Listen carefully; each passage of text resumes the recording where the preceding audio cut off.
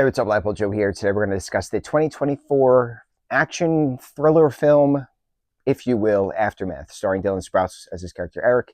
You have Mason Gooding playing this character of Jimmy. A bunch of other people are in this. Hour 40 minutes, something like that.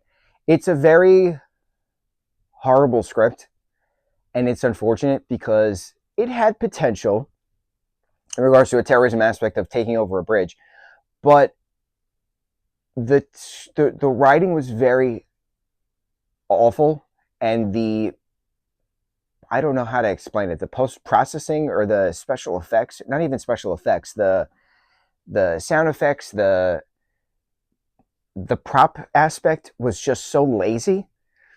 For instance, there's moments of like characters shooting guns right on the bridge. It's this terrorist takeover of this bridge in Boston, and like when you're shooting something, there's always like a kickback because it's an explosion that happens in this tiny thing, which then a bullet comes out, right? So then there's like a kickback, right? Or up. It depends on how, right? Certain characters are just shooting and nothing. There's no kickback. There's no jerky motion. There's nothing. And I'm like, you lost me. There's no realism to this. One point, this character, Jimmy, who's Mason Gooding's character, is fighting Eric, Dylan Sprouse's character, and Mason's character has like this giant, Bowie knife, and he's like attacking Eric, and like they're fighting it out, right? Eric's just using his fists and like blocking and stuff. But for some reason, the sound engineer decided to add the clanging sword sounds when the knife is going through the air and stuff like that. So it's like cling, cling. And I'm thinking to myself, I'm like, first of all, those are sword sounds. I've heard these sounds used in other projects. Those are sword sounds. Second of all, you can only make that cling, cling sound when metal is hitting metal. You can't make that sound if it's not hitting metal. So when you have that cling sound when the Bowie knife is going down to try to stab Eric, right? No, that's not how this works. That's not how sound works. Because Eric doesn't have any metal for it to click against. So what is it? When the knife is hitting canvas on a vest and you're making this clank sound? I'm like, that's not how this works. It was so awful. I don't know who approved these things because the cast is extremely talented.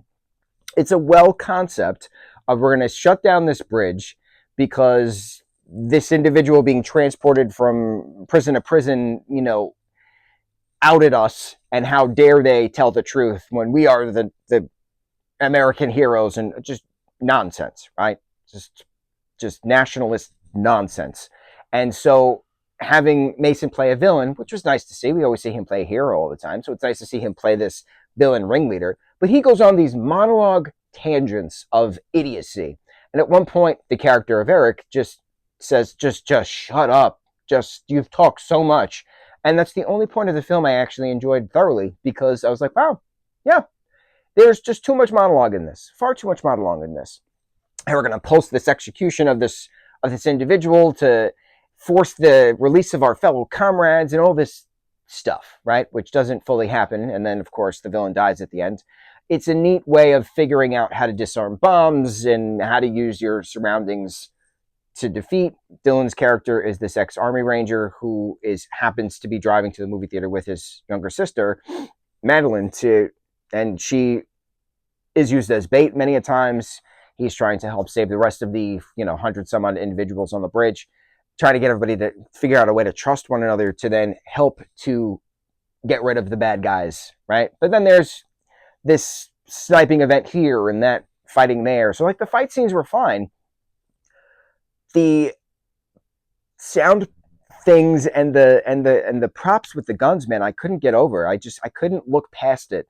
The bad script is not to be blamed for the actors. The actors did what the script says. And Mason is an incredibly talented individual. So it's nice seeing him play a villain. But this villain was just too whiny. Some villains have like their over-the-top melodramatic monologue, but why is Mason's character doing a monologue every third scene? Just stop. It just ruins the momentum. I thought Dylan did a great job. It's nice seeing him play these action roles where we're so used to him playing comedy and drama roles. you watch a project for the actors and actresses that are in it, not for the source material or the material in general. And that's exactly what I did. I didn't really know what it was about. I knew Mason and Dylan were on the poster. I said, we're watching it. I don't care what it's about. The two of them are in it. Love the two of them.